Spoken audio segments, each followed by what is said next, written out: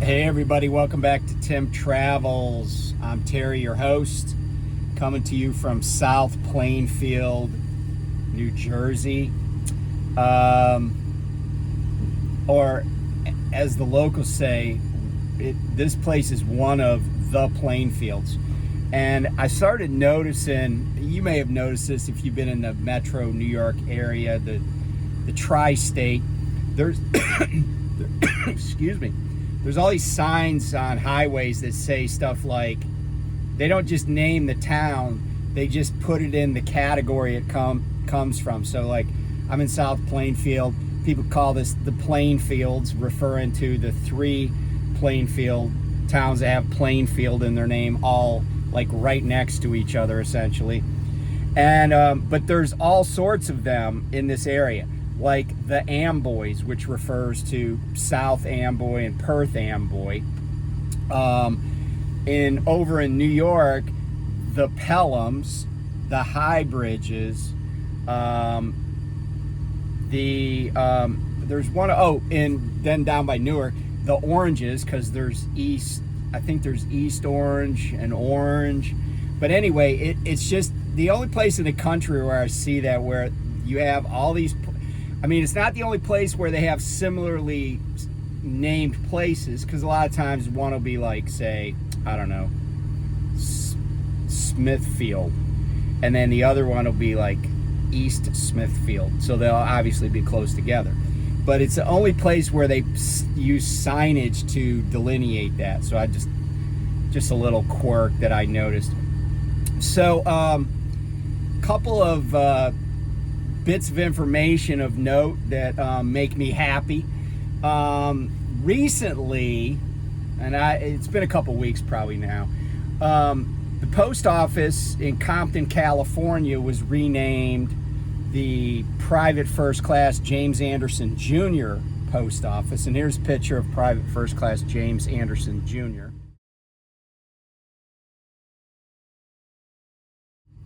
And, just a shout out to his family. He has passed away. He was posthumously awarded the Medal of Honor in Vietnam for saving a bunch of his comrades in, I believe, 1967. He was the first African-American Marine in the Vietnam conflict to receive the Medal of Honor, and so they renamed the post office in Compton after him. And he's from Compton. He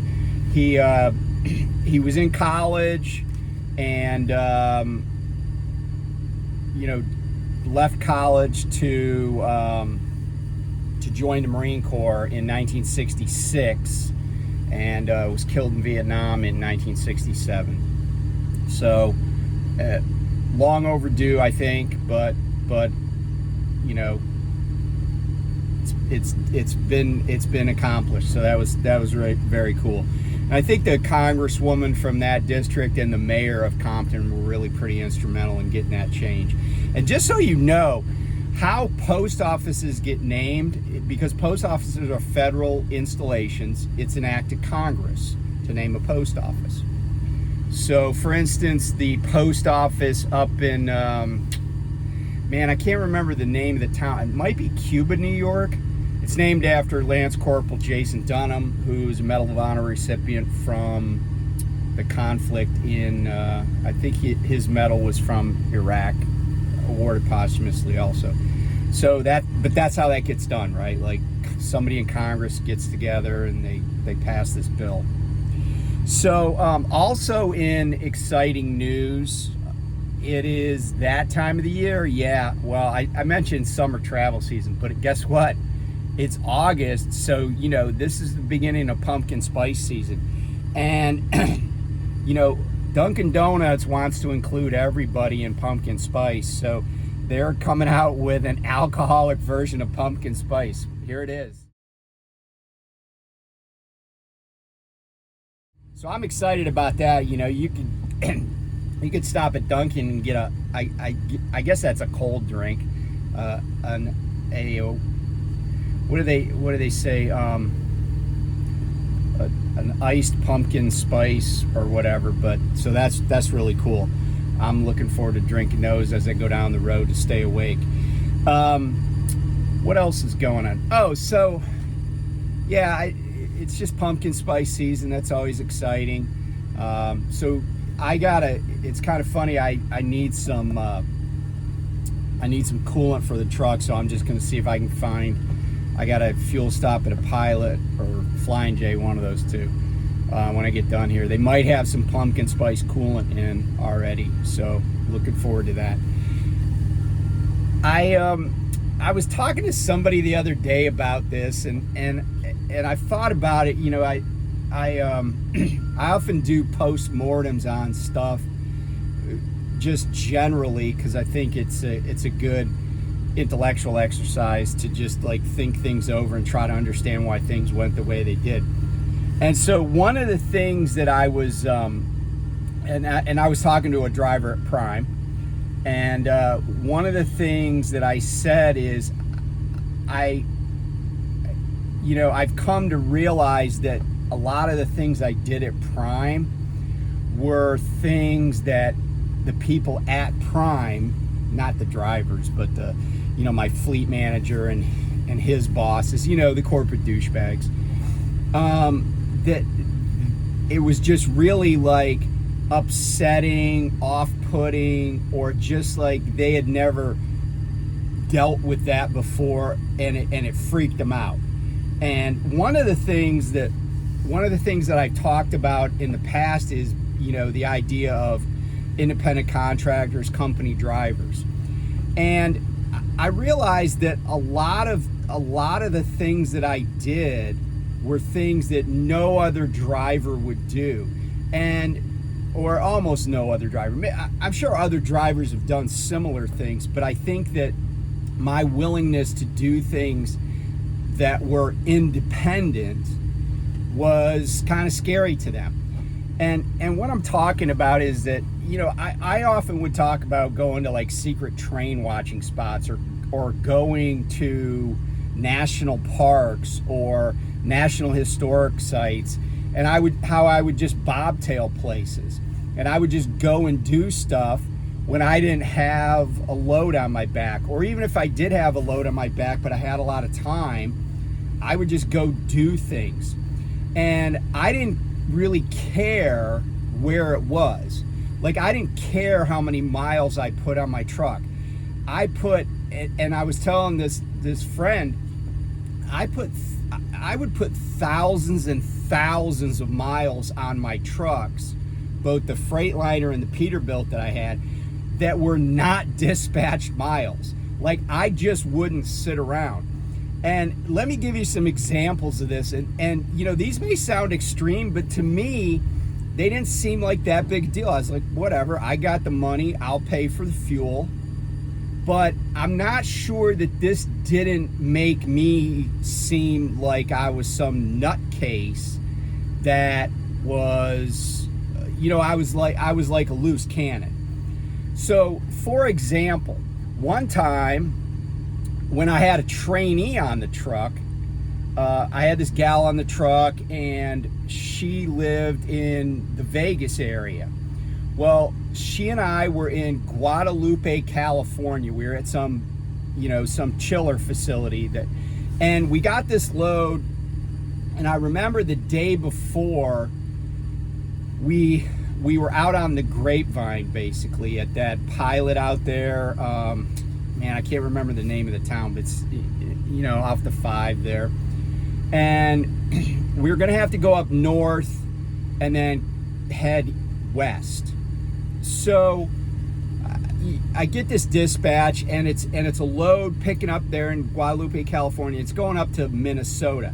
Now, the reason I wanted to get up that way is because my son was graduating from the University of Iowa. Go Hawks. And I wanted to be there, right? Like, all our family was coming into town, and I was like, all right, I'll get a load going towards Iowa City. So I get this load, and then I said to her, I said, we can get over there before they close today. And so I asked if the load was going to be ready if we just booked it over there, over the mountains. And I was told, no, just go over there in the morning. So we get over there at 7 o'clock in the morning and we check in. Now, when we get there, there's 2 other trucks that have probably, in my mind, I'm like, yeah, they've been there overnight. So anyway, I didn't think much of it. We check in. We got the reefer going. It's already on, already cooled. And, you know, the 2 trucks that are there, they get loaded and leave. Then other trucks come, and those trucks get loaded and leave. And more trucks come, and they get loaded and leave. And we're just sitting there waiting. But in the meantime, at least one time I think I went and checked, and then I had her go and check. And finally, you know, they were just like, yeah, we'll call you. So finally, about 6:30 at night. So now we've been there well over 10 hours, right? And we're just sitting in this dusty parking lot with a porta-john. That's it. Sitting out in the sun. And we see we kept seeing all these trucks coming in from the fields with, you know, I think it was raspberries. And I went to the window, you know, I walked over there. I said, hey, look, we've been here since 7 a.m. and I need to leave. Like, I got somewhere to be, and it's going to take me a couple of days to get there. And he's like, oh yeah, you know, you'll be the next truck in the door. I was like, okay, because, you know, we need to go.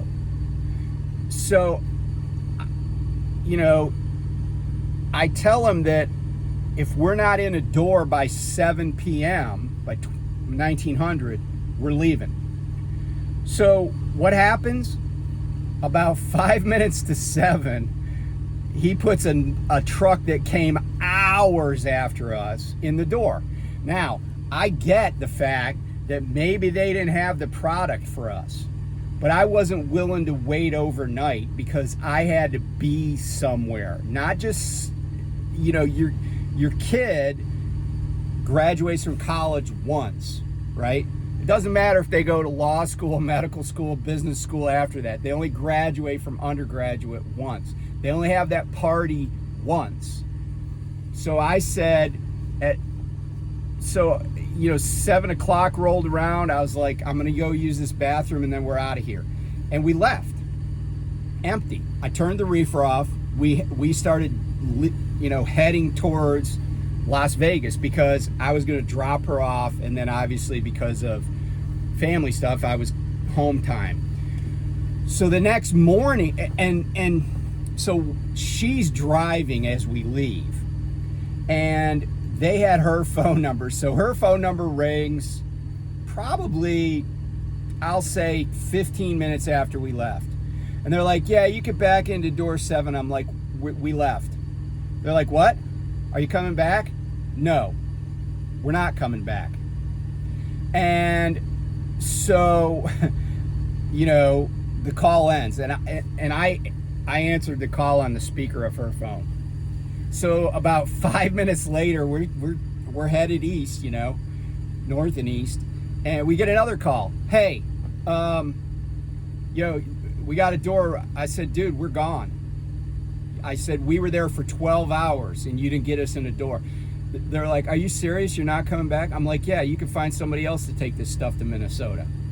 So so we drive to Vegas, and we get there, I don't know, like 2 in the morning, maybe 3 in the morning.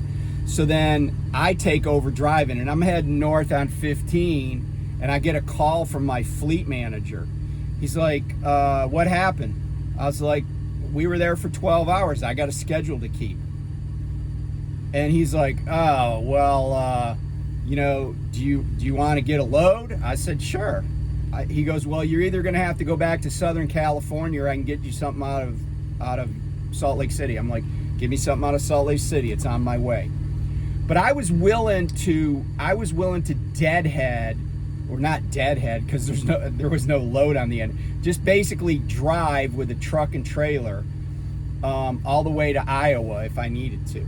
So it ended up, I did get a load out of Utah, and I took it to St. Joseph, Missouri, and then just went up to my son's graduation. But that was one time I was willing to do it. Another time I told Prime, my fleet manager, that I needed to be on the East Coast by a certain date because my wife and I had reservations to go up to the Hudson Valley and just hang out together.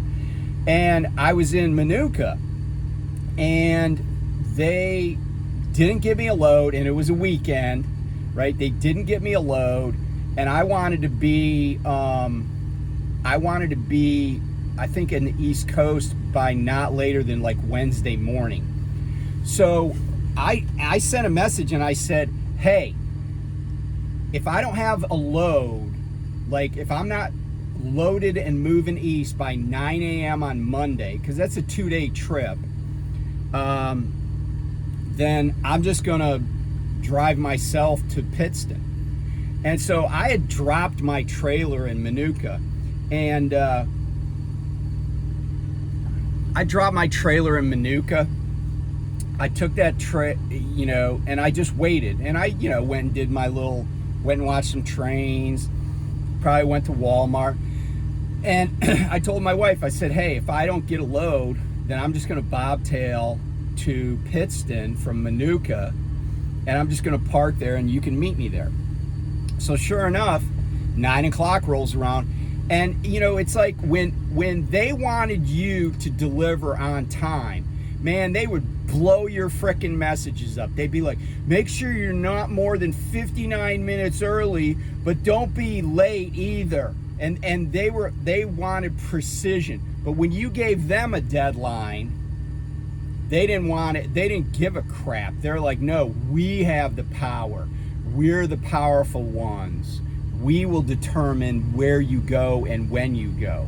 And this is getting back to my idea about being independent. So at 9 o'clock, at precisely 9 o'clock, I push in the yellow knob in my cab and I roll out of Manuka, bobtail, and I start heading east. I get on 80, I'm heading east.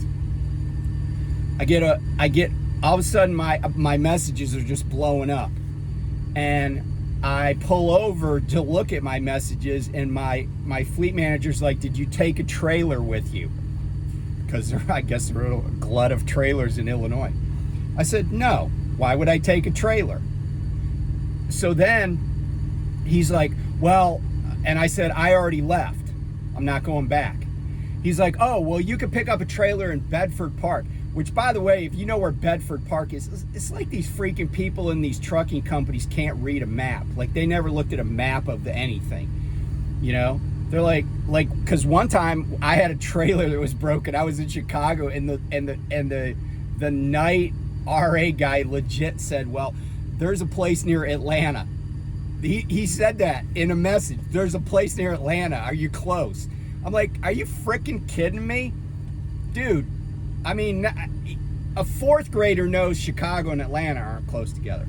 But anyway, get back to my journey here. So I'm like, I'm not going to Bedford Park to pick up a trailer. So then this is when the gaslighting starts, right? He calls me. He's like, well, if you go to the East Coast, we don't have any trailers on the East Coast. If you go to the East Coast from Illinois without a trailer, when you come back from home time, you're going to have to come back to Illinois to get an empty. I'm like, okay. And again, not a response he expects to hear. He expects that every single second of every day that an independent contractor is going to do everything they can to maximize their revenue, which means sitting around until they're spoon-fed a load, right? And they'll get you home when they can or when they feel like it. And so I was like, no, I'm not bringing a trailer to the East Coast. If you guys wanted me to shuttle a trailer to the East Coast, you could have offered that and paid me for it. But I'm going bobtail. Guess what happened? I park in Pittston. My wife and I go enjoy our time up in the Hudson Valley, see some friends, do some cool stuff. I go back to Pittston, get back to my truck, and what happens? They give me a load. I don't need to have an empty trailer. I just go pick up this load, right? So his gaslighting about having to go back to Illinois, it was all bullshit anyway. And then another time when I had that trainee that I really didn't want on my truck right before I left Prime, I deadheaded all the way from basically, I'll call it Bakersfield to Springfield. Now, what I should have done, if I was really being, daring or whatever, I should have just said, I'm not even bringing this trailer across the country. I should have just taken the trailer to Salt Lake City and then, and ditched the trainee in Salt Lake City too. And then been like, oh, okay, I don't really care. But it turned out that, it was fine. It worked out. But, what I tell you is, the reason I tell you all this is to empower you, right? If you're leasing a truck or you're doing a lease purchase, that's your truck. You have the right to take that truck wherever you want, right? You're responsible for it. You're responsible for any damages. You got to pay for the fuel, but you can go wherever you want. And that's the other thing about personal conveyance. When I was at Prime and they announced their personal conveyance policy and you got to ask permission, I'm like, that's not what independent contract, they don't ask permission to go places, right? And the thing is that I just was like, hey, it's my truck. I have a leasehold on this truck. I can do with it what I want as long as I don't breach the terms of the lease. And the funny thing is, Success really doesn't care. Success is like, whatever, it's, they just lease the truck. But if you're an independent contractor, and here's an example of using your independence to your advantage. Let's say that you're stuck in Springfield and they won't give you an empty, and I may have talked about this before, they won't let you hook an empty to go somewhere else to do a drop and hook. Just bobtail out of there. And people say, well, I could, if I wait a couple of days, I can get a load. But here's my question. Are the loads out of Springfield so good that they're worth waiting 48 hours for?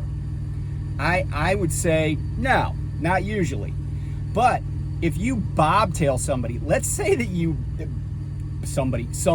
if you bobtail somewhere, let's say you go up to Ottawa, Illinois. What do you know is in Ottawa, Illinois?